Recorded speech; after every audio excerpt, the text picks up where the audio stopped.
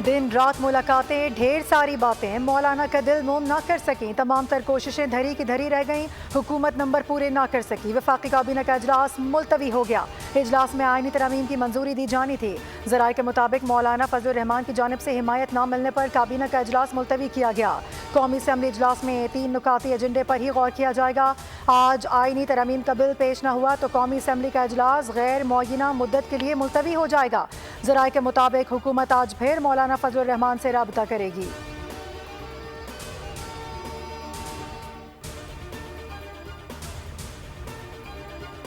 हुकूमत और अपोजिशन के दरमियान अदालती इस्लाहात से मुतालिक आईनी तरमीम पर डेडलॉक बरकरार। मौलाना फजलुर रहमान ने जजेस की मुद्दत मुलाजिमत में तोसी से मुतालिक मुजव्वज़ा आईनी तरमीम बिल पर हुकूमत का साथ देने से इनकार कर दिया।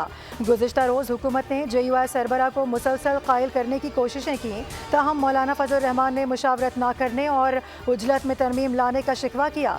कहा बेहतर है मुसव्विदा तमाम सियासी जमातों के सामने रखा जाए।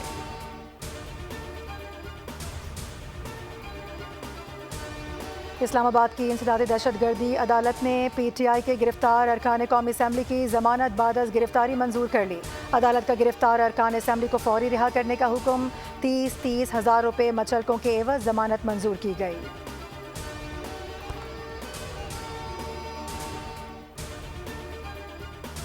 सुप्रीम कोर्ट में वफाक और चारों सूबों में तरक्याती फंड्स का मामला। अदालत ने वफाक और सूबाई हुकूमतों से सालाना तरक्याती प्लान की समरी तलब कर ली।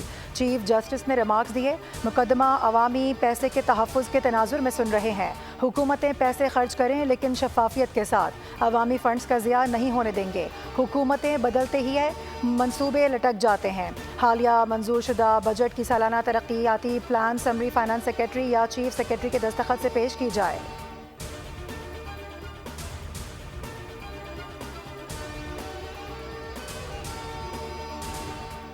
और चीन में जारी एशियन हॉकी चैंपियंस ट्रॉफी के पहले सेमीफाइनल में पाकिस्तान का मुकाबला मेज़बान चीन से जारी। दूसरा सेमीफाइनल भारत और जनूबी कोरिया के दरमियान खेला जाएगा।